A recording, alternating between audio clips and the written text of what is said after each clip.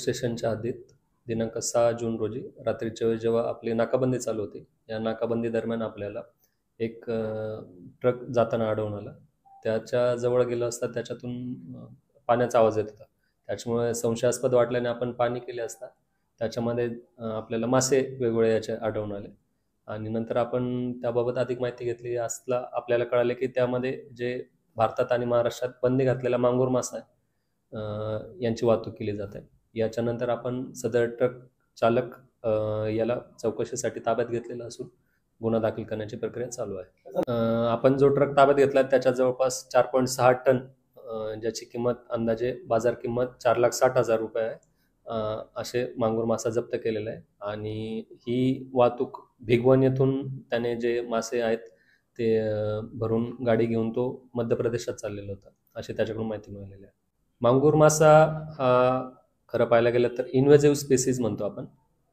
थोडक्यात सांगायचं तर समजा आपण गवत पाहिलं तर गवतामध्ये काँग्रेस ही जी प्रजात आहे ती प्रजात एकदा एका ठिकाणी ते झाड लागलं तर ते पसरत जातं मोठ्या वेगाने आणि बाकीच्या झाडांना वाढू देत नाही.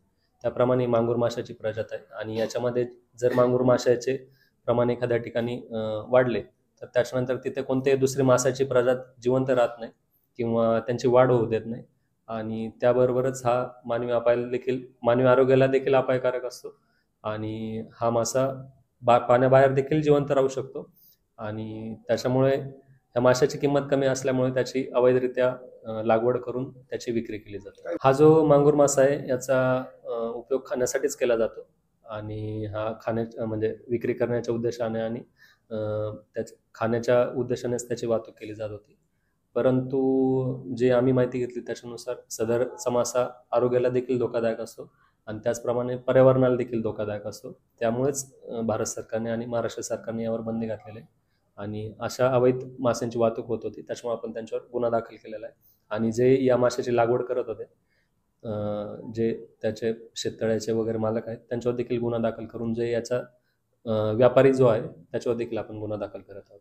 सध्या आपण दोघांना ताब्यात घेतलेलं आहे आणि जे बाकीचे आरोपी त्यांचे देखील आपण शोध घेण्यासाठी पथके रवाना केलेले आहेत.